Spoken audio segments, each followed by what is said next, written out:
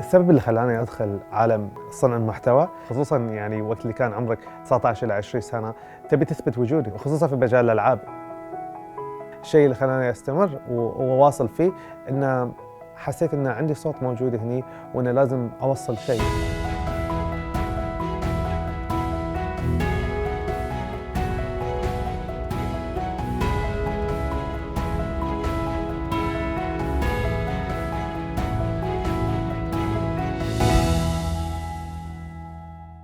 اسمي أحمد نشيط، لاعب كونتنت كريتر، صانع محتوى على الإنترنت. صار لي فوق 10 سنوات في هذا المجال. كانت قناتي من أول القنوات العربية اللي اختصت بالفيديو جيمز، بالألعاب الإلكترونية. كنت أتكلم عن كول اوف ديوتي، ومن هذا الشيء اتطورت وصارت أشياء ثانية يعني. كنت قاعد ألعب مع أصحابي، كنا نلعب سيرش اند دستروي، كنت آخر واحد في اللعبة، كنت قاعد أركض في الخريطة، آخر واحد موجود، كل أصحابي ماتوا في اللعبة، ضدي فريق كامل، قضيت عليهم، وآخر واحد حط القنبلة، فكنت لازم إن أفكها لأن سيرش اند دستروي، فباللابتوب ضربته وأنا قاعد أفكها، فكانت من اللقطات اللي انتشرت، انحطت في التوب 10 في كل ما أصحاب القنوات الكبيرة الأجنبية حطوها. يا دارك كيف حالك يا دارك؟ يوم كنت صغير يمكن كان عمري 5 سنوات، أتذكر أبوي كان في عيد ميلادي جاب لي أتاري. كان من أول الأشياء اللي أتذكر أن دخلت في عالم الألعاب بسببها. كنت قاعد ألعب وفي نقطة بس في الشاشة قاعدة تتحرك، وأنا داخل في هاي العالم أشوف بس نقطة تروح يمين يسار، قاعد ألعب فيها وقاعد أتخيل أشياء ثانية. بعدين اتطورت لين ما رحت حق الأجهزة الثانية ودخلت على بلاي ستيشن. وأتذكر أول لعبة اللي خلتني أحب عالم السينماتيك والأشياء اللي خلتني أبي أدخل في مجال خلينا نقول صنع محتوى الألعاب كانت لعبة ميتال جير سوليد من هيديو كوجيما.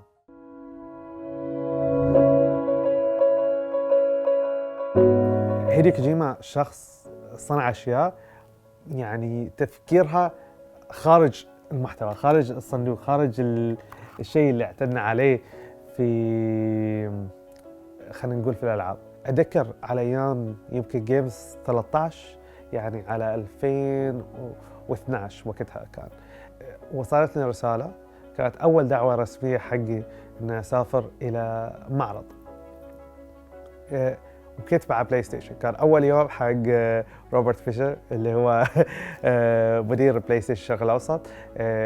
تعرفت على كل الأشخاص اللي موجودين في بلاي ستيشن وقتها. كان أول مرة أعمل مقابلة وبدون ما أجهز أسئلة، بدون ما أجهز أي شيء.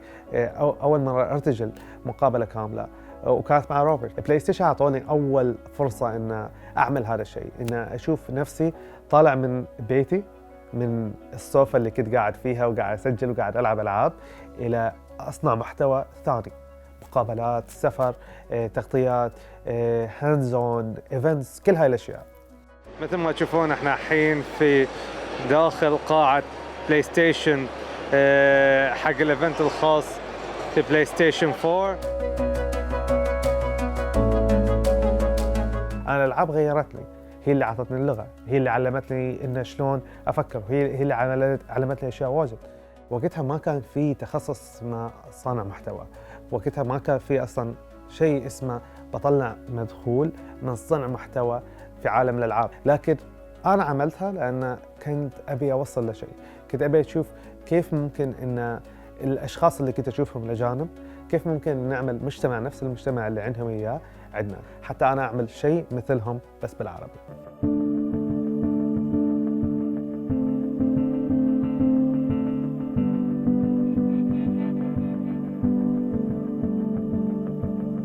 في ناس يقولون الجيمرز انتي سوشيال، انا اشوفنا احنا بالعكس، احنا سوشيال، لان الالعاب سوشيال.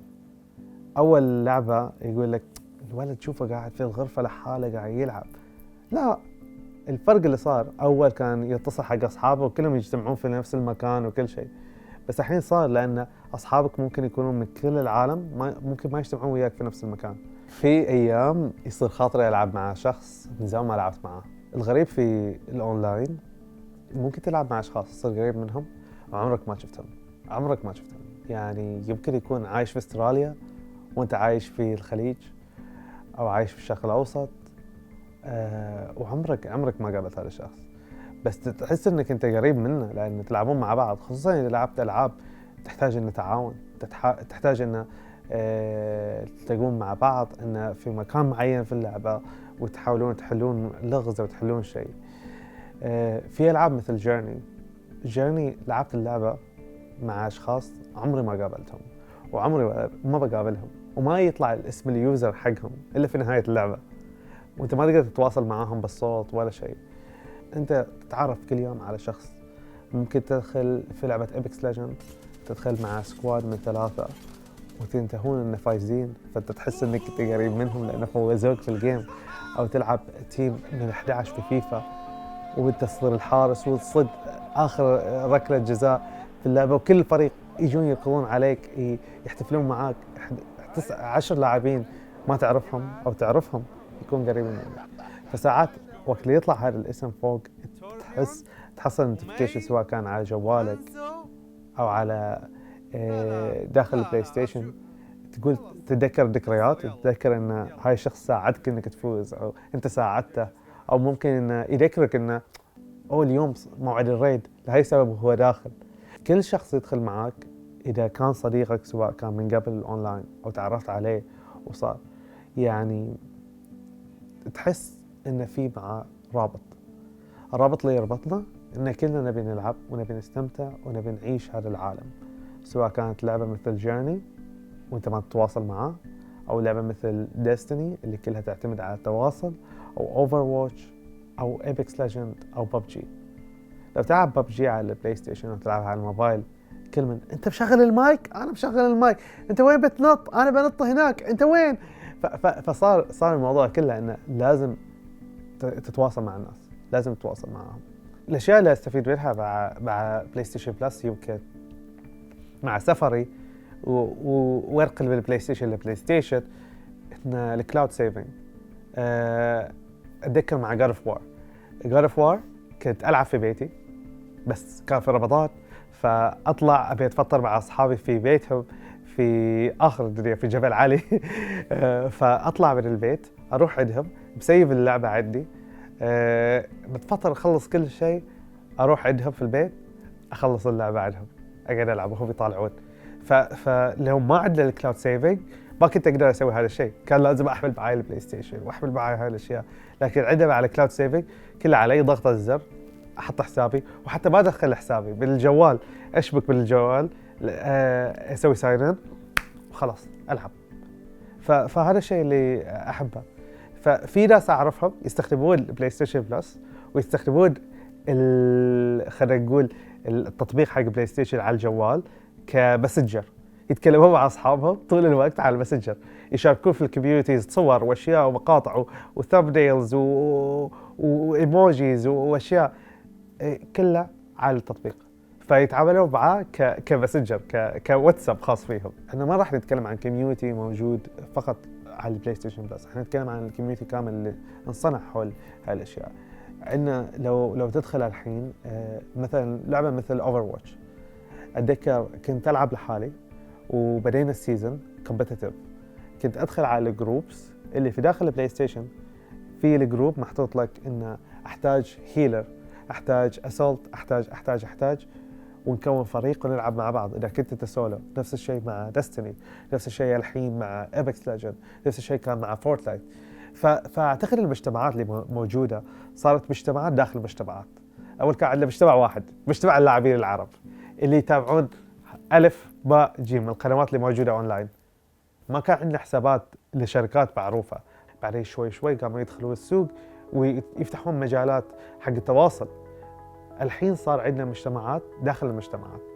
اللي صار ان اشخاص يلتقون مع بعض يكونون صداقه داخل الاونلاين، داخل هذا الشيء، ومجتمعهم يكبر وجروبهم يبدا. انا بديت ديفلز جيم بسبب ان كونت صداقات وفتحت هذا الشيء، وما كنت لحالي، وكبر هذا الشيء. بعدين صار نفس الشيء مع نشوف هذا الشيء مع اكسترافا جيمنج، كلهم اجتمعوا مع بعض وكونوا جروب كامل مع بعض. المجتمعات دخلت في بعض. المجتمع اللي كان عندك اياه اللي كانوا يحبون هذا الشخص تعلموا منه، فتحوا شيء ثاني، صار عندهم ناس وصار عندك اشخاص ثانيين. فكل مجتمع ولد مجتمع ثاني. فاعتقد مع الاونلاين اللي صار عندنا اياه الحين، مع الكوميونيتيز اللي صارت عندنا اياها، انها كبرت المجتمع. بس اللي صار تشعب المجتمع. بس في النهايه اللي ما يشوفون الصوره الكبيره ان كلنا ويا بعض، كل من راح يستفيد. احنا كلنا في نفس الدائره، فلازم كلنا نتعاون مع بعض. اللي حاب اقوله، عالم الالعاب حلو. في ناس ممكن يخافون الاشخاص من اللعب، وفي ناس ممكن يشجعونك على اللعب. لكل شيء لا فائده ولا مضره. الالعاب لها اشيائها، لها عالمها، لها جوها. انت العب، ما عليك من اي احد ثاني. واصل العب اونلاين، سولف مع اصحابك. الفرق اللي صار، اول كان يتصل حق اصحابه وكلهم يجتمعون في نفس المكان وكل شيء، بس الحين صار لان اصحابك ممكن يكونون من كل العالم، ممكن ما يجتمعون وياك في نفس المكان.